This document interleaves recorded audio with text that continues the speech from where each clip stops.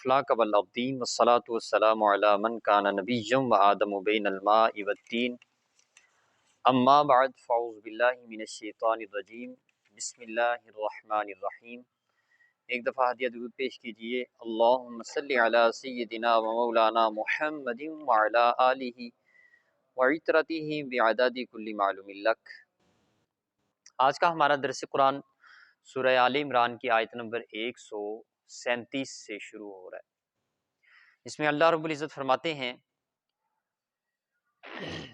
قد خلت من قبلکم سنن فسیروا فی الارض فانظروا کیف کان عاقبۃ المکذبین، بے شک تم سے پہلے قانون قدرت کے طریقے سے گزر چکے ہیں، کئی قانون قدرت کے طریقے تم سے پہلے گزر گئے۔ فسیروا فی الارض، پس تم زمین پہ چلو پھرو۔ فانظروا، اور دیکھو ان لوگوں کو، کیف کان عاقبۃ المکذبین، کیا انجام کیا ہم نے ان کا جو ہمیں جھٹلاتے تھے۔ ھذا بیان للناس وہدی وموعظۃ للمتقین، یہ لوگوں کے لیے واضح بیان ہے اور متقین کے لیے ہدایت اور نصیحت ہے۔ اس آیت کا جو شان نزول ہے اس کے حوالے سے یہ ہے کہ جب مشرکین کی طرف سے یہ اعتراض آیا کہ اگر ہم نہیں مان رہے، حضور علیہ الصلوۃ والسلام کو اللہ کا آخری نہیں مانتے، تو ہم پہ عذاب کیوں نہیں آ رہا؟ پچھلی امتوں پہ آئے، وہ نہیں مانتے تھے، نبی کی نافرمانی کرتے رہے ایک لمبے عرصے تک، تو اللہ رب العزت نے اپنی گرفت میں لے لیا، اپنی پکڑ میں لے لیا۔ ہمیں بھی لے لے، ہمیں بھی اللہ اپنی گرفت میں لے لے۔ اگر یہ سچے ہیں حضور علیہ السلام، تو یہ دعا کریں اللہ رب العزت ہمیں اپنی گرفت میں لے لے، ہم پہ عذاب بھیج دے، ہمیں کوئی اس کی پرواہ نہیں ہے۔ تو اس وجہ سے کہتے تھے کہ وہ اس بات پہ یقین رکھتے تھے کہ حضور علیہ السلام معاذ اللہ شاعر ہیں یا مجنون ہیں جو خود سے کتاب کو بنا رہے ہیں۔ تو ان کا جواب دیتے ہوئے اللہ رب العزت نے یہ فرمایا قد خلت من قبلکم سنن، تم سے پہلے کئی امتیں گزری ہیں، فسیروا فی الارض، ذرا زمین میں نکلو تو صحیح، دیکھو تو صحیح، آج بھی عبرت کا نشان بنے ہوئے ہیں۔ وہ بستیوں کے کھنڈرات تمہیں نظر آئیں گے، اجڑی بستیاں نظر آئیں گی، بڑے بڑے محلات جڑے ہوئے نظر آئیں گے جن کے اندر چڑیوں نے گھونسلے بنائے ہوئے ہیں، کبھی وہاں پہ بادشاہ ہوا کرتے تھے، تو اللہ نے ان کو لیا تھا اپنی پکڑ میں۔ تو اس غلط فہمی میں نہ رہنا کہ اللہ رب العزت نے اگر تمہیں ڈھیل دی ہوئی ہے تو وہ تمہیں گرفت میں نہیں لے سکتا۔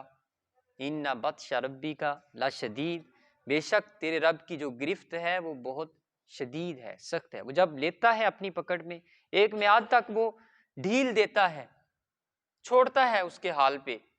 کہ یہ کہاں تک جاتا ہے، لیکن اس کے بعد پھر اس کو اپنی گرفت میں لے لیتا ہے، اپنی پکڑ میں لے لیتا ہے۔ تو یہ جو اہل تصوف سے وابستہ لوگ ہیں، صوفیاء ہیں، جو تصوف سے جن کا تعلق ہے، یہ فسیروا فی الارض، یہ ان کا ایک خاصہ ہوتا ہے، زمین میں سیر کرنا۔ وہ زمین پہ دیکھتے ہیں کہ اللہ نے کیا کیا، کہاں کہاں کیا۔ مطلب کوئی گھومنا پھرنا ان کا مقصد نہیں ہوتا، کوئی سیر و تفریح مقصد نہیں ہوتا۔ مقصد کیا ہوتا ہے؟ یہ جو قرآن نے بیان کیا ہے، زمین پہ پھرو، دیکھو جو ہمیں جھٹلاتے تھے ان کے ساتھ کیا ہوا۔ تو آج بھی عبرت کا نشان بنے ہوئے ہیں، مصر کے عجائب خانوں میں پڑے ہوئے ہیں، وہ فرعون کی حنوط شدہ لاشیں پڑی ہوئی ہیں ابھی تک، جن کو اللہ رب العزت نے باقی رکھا بطور عبرت دکھانے کے لیے۔ یہ کہتا تھا انا ربکم الاعلی، میں تمہارا بڑا رب ہوں، یہ پڑا ہے، اس کو بھی موت نے آ لیا۔ اب بے یار و مددگار، اب بے سود ہے، کچھ بھی نہیں کر سکتا، جس کے ایک اشارے پہ لشکر کے لشکر نکل پڑتے تھے، تو آج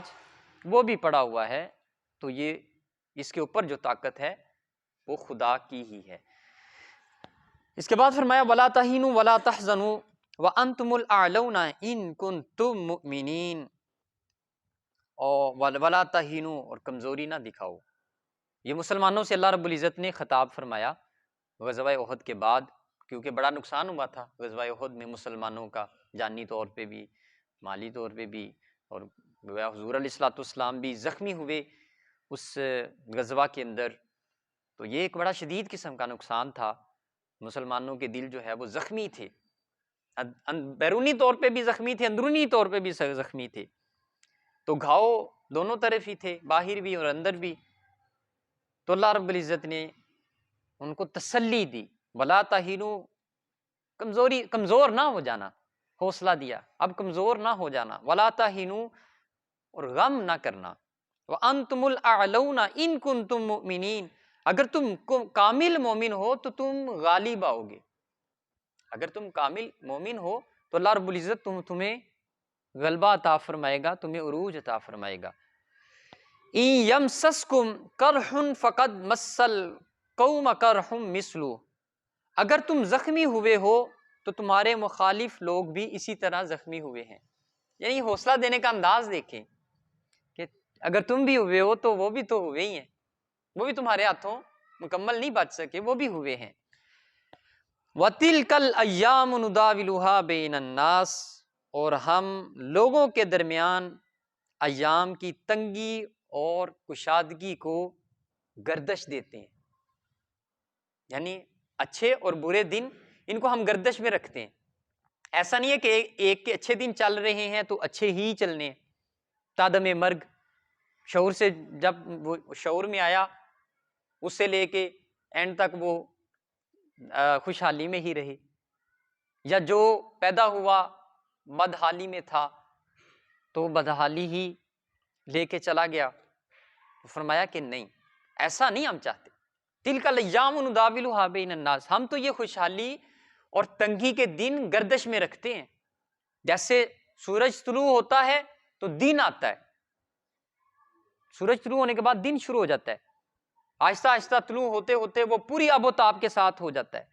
چمک رہا ہوتا ہے، پوری دنیا اس کو دیکھ رہی ہوتی ہے، لیکن آہستہ آہستہ وہ ڈھلنا شروع ہوتا ہے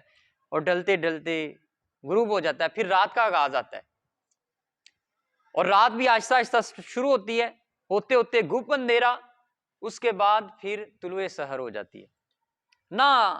دن کی روشنی رہتی ہے نہ رات کی تاریکی رہتی ہے، نہ اجالا ہی رہتا ہے نہ اندھیرا ہی رہتا ہے، بدلتا ہے۔ ایسے ہی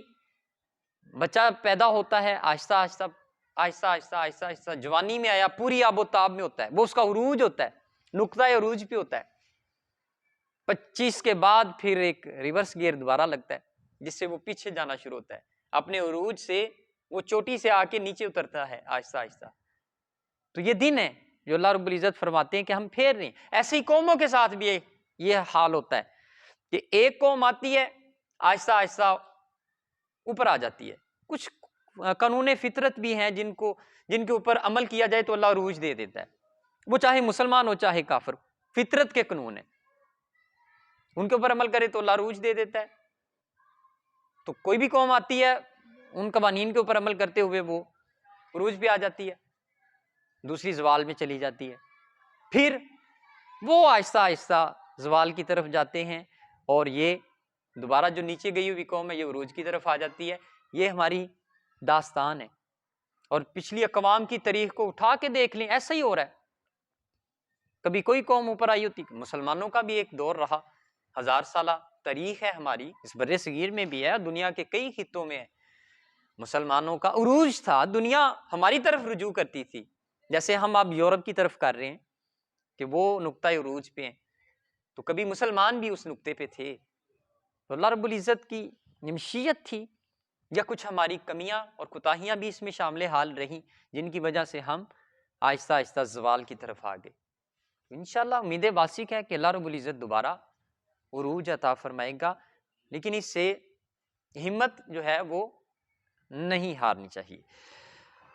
تو ایسے ہی جو انسان کی نجی زندگی ہے، جو اس کی ذاتی زندگی ہے، جو ذاتی زندگی کے اتار چڑھاؤ ہیں، جو نشیب و فراز ہیں، آج خوشحالی ہے کل بدحالی ہے،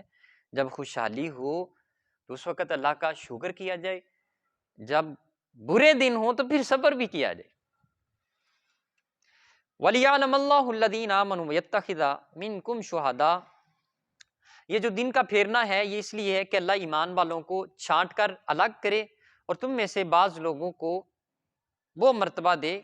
جو شہادت کا ہے، واللہ لا یحب الظالمین، اور اللہ ظلم کرنے والوں کو دوست نہیں رکھتا۔ یعنی کہ یہ جو شہید ہوئے، یہ بھی فرمایا کہ ہماری ایک مشیت تھی کہ ہم بعض لوگوں کو اس مرتبے کے اوپر بھی فائز کریں۔ یہ عہدے جو ہم نے بنائے ہوئے ہیں شہادت کے، ان لوگوں کچھ اس عہدوں کے اوپر بھی تو آئیں۔ وَلِيُمَحِّصَ اللَّهُ الَّذِينَ آمَنُوا وَيَمْحَقَ الْكَافِرِينَ، اور اس لیے کہ اللہ مسلمانوں کو گناہوں سے پاک کر دے اور یمحق الکافرین، کفر کا چراغ گل کر دے، کفر کو مٹا دے۔ ام حسبتم ان تدخلوا الجنۃ ولما یعلم اللہ الذین جاہدوا منکم ویعلم الصابرین، کیا تم نے یہ گمان کر لیا کہ تم جنت میں چلے جاؤ گے؟ ولما یعلم اللہ الذین جاہدوا منکم ویعلم الصابرین، حالانکہ ابھی اللہ نے تم میں سے مجاہدوں اور صبر کرنے والوں کو دوسروں سے ممتاز نہیں کیا۔ وَلَقَدْ تَمَنَّوْنَ الْمَوْتَ مِنْ قَبْلِ أَنْ تَلْقَوْا، تم تو موت سے آنے سے پہلے موت کی تمنا کیے کرتے تھے۔ فَقَدْ رَأَيْتُمُوهُ وَأَنْتُمْ تَنْظُرُونَ، سو اب تم نے موت کو دیکھ لیا اور وہ تمہاری آنکھوں کے سامنے بھی ہے۔ تو اس آیت کا جو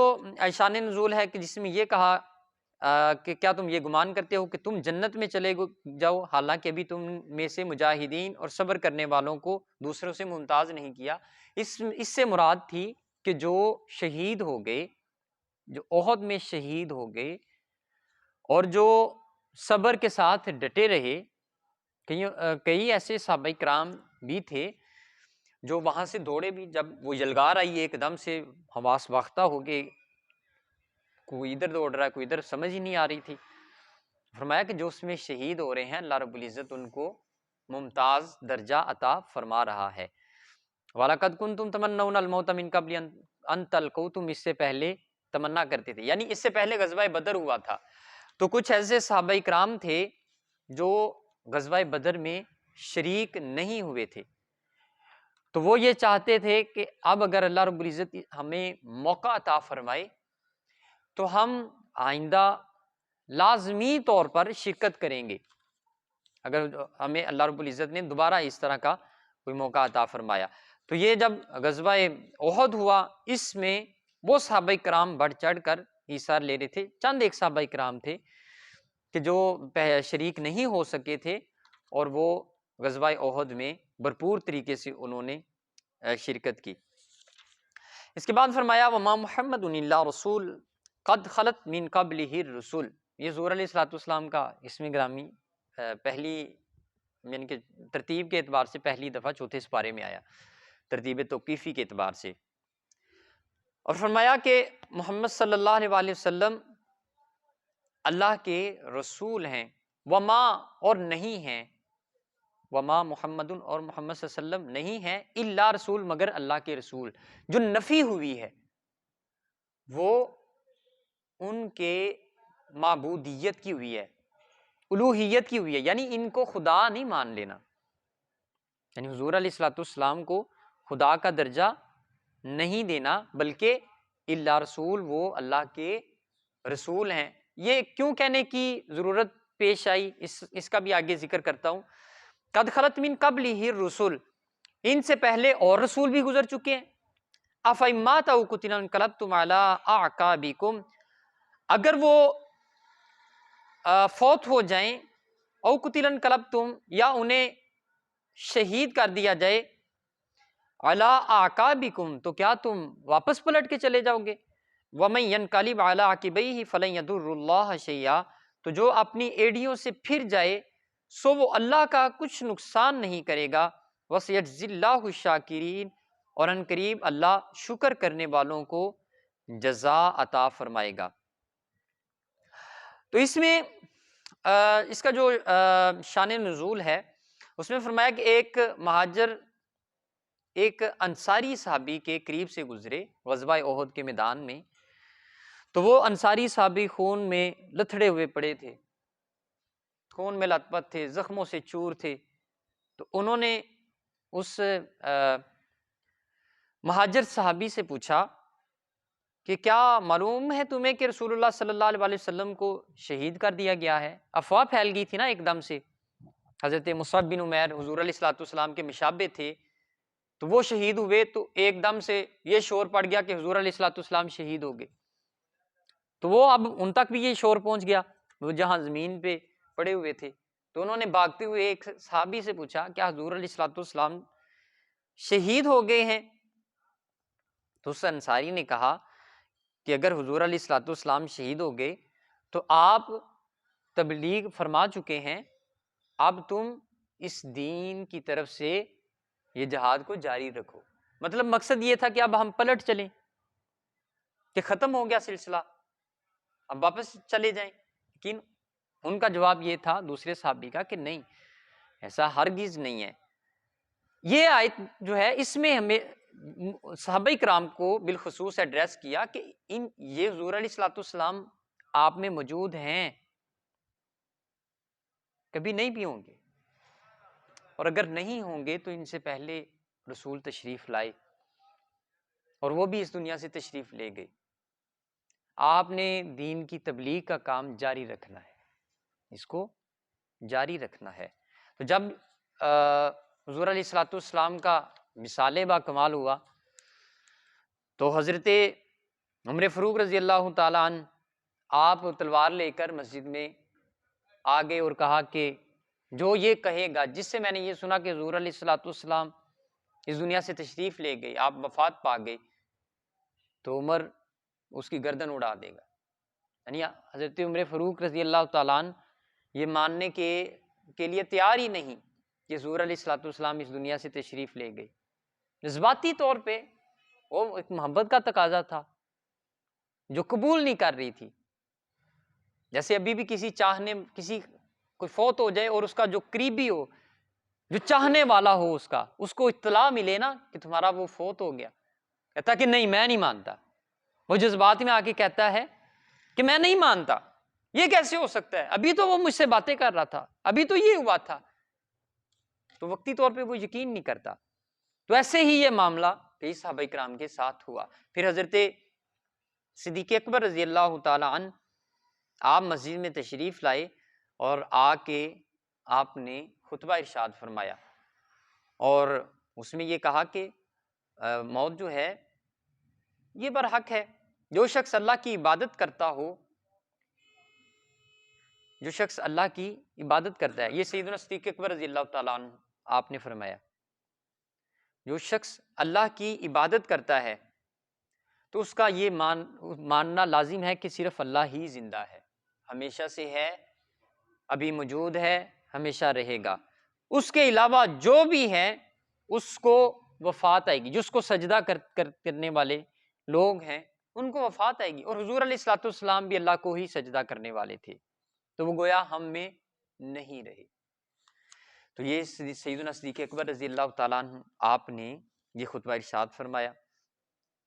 اور اس لیے یہ جو اوپر ما نافیہ نا وما محمد، اور محمد نہیں ہے الا رسول مگر اللہ کے رسول، تو یہ اسی لیے یہ غزوہ احد میں بھی یہی تھا، اور اس کا پس منظر، اور بعد میں بھی یہ تبلیغ ایک آفاقی طور پہ بھی تھا، عام طور پہ بھی یہ کہہ دیا گیا کہ کبھی حضور علیہ الصلوۃ والسلام تم میں نہیں ہوں گے، تو اس بات کو بھی قبول کرنا، یعنی ظاہری طور پہ نہیں، ظاہری طور پہ ہم میں نہیں ہے، لیکن ہماری محبت آج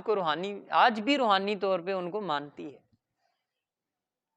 ہماری محبت ان کو روحانی طور پہ مانتی ہے، ہم وہ مان لیا ہم نے کہ ظاہری طور پہ ہم میں نہیں، لیکن آج بھی کئی اپنے چاہنے والوں کو حضور علیہ الصلوۃ والسلام ظاہری شکل و صورت میں بھی ملتے ہیں۔ بہرحال اس کے بعد فرمایا وما کان لنفس ان تموت الا باذن اللہ کتابا مؤجلا، اور کسی شخص کے لیے اللہ کے اذن کے بغیر مرنا ممکن نہیں، سب کی اجل لکھی ہوئی ہے، یعنی اللہ رب العزت نے سب کی موت لکھی ہے، اس کے حکم کے بغیر کوئی نہیں مر سکتا۔ ومن یرید ثواب الدنیا نؤتہ منہا ومن یرید ثواب الآخرۃ نؤتہ منہا، اور جو دنیا کا صلہ چاہے ہم اسے اسی میں دے دیں گے، وَمَن يُرِدْ ثَوَابَ الْآخِرَةِ نُؤْتِ مِنْهَا، اور جو ہم سے آخرت میں چاہے گا ہم اسے آخرت میں دیں گے، وَسَنَجْزِي الشَّاكِرِينَ، اور ہم عنقریب شکر کرنے والوں کو جزا دیں گے۔ اس کے پہلے حصے میں کہا کہ اس کے اذن کے بغیر کوئی بھی نہیں مر سکتا۔ تو یہ اللہ رب العزت کی طرف سے طے شدہ ہے، کب مرے گا، کیسے مرے گا، کہاں مرے گا، کب، کیسے اور کہاں، یہ تینوں چیزیں طے ہیں۔ تو یہ جو موت کا وقت جب آتا ہے تو یہ تینوں چیزیں مکمل ہوتی ہیں۔ اس نے جب مرنا تھا تب مر رہا ہوتا ہے، جیسے مرنا تھا ویسے مر رہا ہوتا ہے، جہاں مرنا تھا وہاں مر رہا ہوتا ہے۔ حضرت سلیمان علیہ السلام کے دربار میں چونکہ ساری مخلوقات ہوتی تھی، تو ایک شخص آپ کا بڑا خدمت گزار تھا، آپ کا خدمت گار تھا ایک، تو اس کی ایک بڑی عمر گزر گئی تھی آپ کی خدمت کرتے ہوئے۔ ایک دن آپ مجلس میں بیٹھے ہوئے تھے، مخلوقات بھی آپ کے دربار میں بیٹھی ہوئی تھی، تو ایک شخص جو ہے وہ دربار میں حاضر ہوا، بیٹھ گیا، اور اس شخص کی طرف جو خدمت گار تھا حضرت سلیمان کا، اس کی طرف گھورنا شروع ہو گیا۔ اس کے دل میں وحشت پیدا ہوئی، ہیبت پیدا ہوگی، روب سا آ گیا اس شخص کا جو اسے گھور رہا تھا۔ تو اس نے حضرت سلیمان علیہ السلام سے یہ عرض کی کہ حضور آپ ایسا کیجئے کہ ہوا کو حکم دیں کہ مجھے یہاں سے اڑا کے کہیں دور لے جائے۔ ایک مقام بتایا جو وہاں سے ہزاروں میل دور تھا۔ حضرت سلیمان علیہ السلام نے فرمایا کہ ٹھیک ہے، ہوا کو حکم دیا کہ اس شخص کو، ہوا کے اوپر بھی حکومت تھی حضرت سلیمان علیہ السلام کی، ہوا بھی تابع تھی، ہوا کو حکم دیا کہ اس کو جو یہ مطلوبہ جگہ بتا رہا ہے وہاں پہ چھوڑ دو، تو ہوا نے اڑا لیا۔ وہ شخص جو گور رہا تھا وہ بھی وہاں سے چلا گیا۔ تھوڑی دیر کے بعد حضرت عزرائیل علیہ السلام حضرت سلیمان علیہ السلام کے دربار میں حاضر ہوئے، اور ان کے خدمتگار کی روح ان کے پاس تھی۔ تو حضرت سلیمان علیہ السلام نے پوچھا بھی کیا ماجرا ہے؟ تو انہوں نے یہ کہا، حضرت عزرائیل علیہ السلام نے، کہ میں یہاں پہ جب آگے بیٹھا، وہ حضرت عزرائیل علیہ السلام تھے جو اصل میں انسانی شکل میں وہاں موجود ہوئے آ کے، فرمایا کہ میں اللہ رب العزت نے جو مجھے حکم دیا تھا اس کی موت کے حوالے سے، جو جس اور جہاں جیسے ساری چیزیں پوری آ رہی تھیں، اس کے سانس ختم ہونے والے تھے، اس کا پانی ختم ہو چکا، اس کی قسمت کے لکھے ہوئے دانے ختم ہو گئے، اس کے لمحات جو ہیں وہ چند رہ گئے تھے، لیکن جس جگہ پہ اس نے مرنا تھا وہاں سے یہ ہزاروں میل دور بیٹھا ہوا تھا۔ تو میں اس کو گور رہا تھا کہ یہ جو اس کا مقام موت ہے، جہاں پہ اس نے مرنا ہے، وہ یہاں سے ہزاروں میل دور ہے، اس کے سانس اتنے نہیں ہیں، تو یہ یہاں پہ کیا کر رہا ہے؟ اللہ کے حکم کے مطابق تو اس کو وہاں ہونا چاہیے تھا۔ تو اتنے میں اس نے آپ سے یہ عرض کی کہ آپ وہاں پہنچا دیں۔ وہ جب وہاں پہنچا، وہ اپنے مقام پہ پہنچا، وہاں پہ اس کی ساری چیزیں پوری ہوئی، سانس بھی وہاں پہ مکمل ہوئے، مقام جہاں پہ جتنے قدم اٹھانے تھے وہ اٹھا چکا تھا، جتنا پانی پینا تھا وہ پی چکا تھا۔ جب بندہ مر رہا ہوتا ہے نا، تو ایک فرشتہ جس کی پانی کے اوپر حکومت ہے وہ آتا ہے بندے کے پاس اور آ کے کہتا ہے کہ آپ کی قسمت میں جتنا پانی لکھا ہوا تھا اللہ رب العزت نے پینا، پی چکے ہو۔ روح ارض پہ تحت الثری سے عرش عظیم تک کوئی بھی ایک پانی کا قطرہ تمہاری قسمت کا بچا ہوا ہوتا تو وہ میں لا کے آپ کے حلق میں ڈال دیتا۔ ایک پانی کا قطرہ بھی اگر لکھا ہوا ہوتا تو وہ ڈال دیتا، لیکن وہ ختم ہو چکا۔ جو خوراک پہ فرشتہ معمور کیا ہوا اللہ رب العزت نے، وہ بھی یہی کہتا ہے کہ شرق سے غرب، شمال سے جنوب، جہاں جہاں تم نے جو جو کھانا تھا تم کھا چکے ہو۔ اگر تمہاری قسمت کا ایک دانہ بھی زمین کے کسی خطے میں پڑا ہوتا وہ تمہیں کھلا دیا جاتا، لیکن تم کھا چکے جو اللہ تعالیٰ نے تمہیں کھلانا تھا۔ سانس کا جو ہوا کے اوپر جس فرشتے کی حکومت ہے وہ بھی کہتا ہے تم سانس لے چکے، اب اگلی نہیں لو گے۔ تو یہ اللہ رب العزت کی مشیت ہے، یہ اللہ رب العزت کا حکم ہے، اور جب حکم ہوتا ہے تو پھر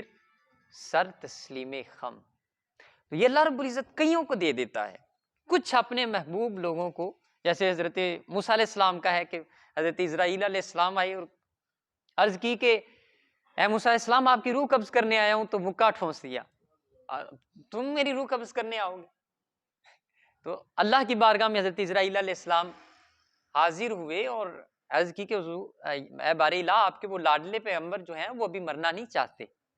پیاروں کے ناز اٹھائے جاتے ہیں نا، کچھ خاص لوگوں کے اٹھائے جاتے ہیں، ہر ایک کے نہیں. تو فرمایا کہ ایسا کرو کہ میرے کلیم کے پاس ایک بچڑا لے جاؤ، اور یا کسی اور جانور کا شاید ذکر کیا کہ اس کی پشت پہ ہاتھ پھیرو، جتنے بال آپ کے ہاتھ کے نیچے آئیں گے اللہ تعالیٰ اتنے سال اور عمر دے گا. وَيَمْحُ اللَّهُ الرِّبَا، کہ اللہ لکھا ہوا کبھی بدل دیتا ہے. تو یوں ہی وہ لے کے آگے جانور، حضرت موسیٰ علیہ السلام نے کہا کہ جتنے بال آئیں گے اتنے سال اور مل جائیں گے. اس نے کہا جی بالکل آپ کو مل جائیں گے. فرمایا اس کے بعد موت. کہا پھر بھی مروں گا. فرمایا کہ بالکل. یہ اللہ رب العزت نے اٹل حقیقت بنا دی ہے، یہ ایک آفاقی سچائی ہے، اس سے بھاگ کوئی نہیں سکتا. تو فرمایا کہ اگر میں نے اتنے سالوں کے بعد بھی مرنا ہے تو پھر میں خدا سے ابھی مل لیتا ہوں. یہ جو اہل محبت لوگ ہوتے ہیں نا، جو اہل حقیقت لوگ ہوتے ہیں، جو حقیقت کو پہچاننے ہوئے، ان کو موت کا ڈر نہیں ہوتا. ان کو تو محبوب سے ملنے کی خوشی ہوتی ہے. ان کو چاہ چڑھے ہوتے ہیں کہ ہم نے مرنا ہے. ان پہ کوئی وحشت وشت نہیں ہوتی خوف کی. جن کو یہ پتا ہو قبر میں سرکار آئیں تو میں قدموں میں گروں، گر فرشتے بھی اٹھائیں تو میں ان سے یوں کہوں، اب تو پائے ناز سے اے فرشتوں کیوں اٹھوں، مر کے پہنچا ہوں یہاں اس دل ربا کے واسطے. یہاں آتے آتے تو ہم نے موت کو دیکھا ہے، اب حضور کا چہرہ سامنے، تو اب کیوں اٹھیں. تو اس لیے بڑے چہرے ہیں جو یہاں سے مسکراتے ہوئے جائیں گے، جاتے ہیں. ان کا چہرہ بتا رہا ہوتا ہے کہ موت نے ان کو متاثر نہیں کیا، موت ان کا کچھ بگاڑ ہی نہیں سکی، موت ان کو مار ہی نہیں سکی، موت ان کو مار بھی نہیں سکی. وہ زندہ ہوتے ہیں، وہ اخلاقی طور پہ زندہ ہوتے ہیں. اگرچہ وہ چلے جاتے ہیں منو مٹی کے نیچے، لیکن ان کا کردار زندہ رہ جاتا ہے، وہ کچھ چھوڑ جاتے ہیں. تو بہرحال دعا ہے جو کچھ بھی آج ہم نے پڑھا سنا سمجھا، اللہ رب العزت اس پہ عمل کی توفیق دے، اور جو نہیں سمجھ سکے اللہ رب العزت وہ بھی سمجھنے کی توفیق عطا فرمائے. وما توفیقی الا باللہ.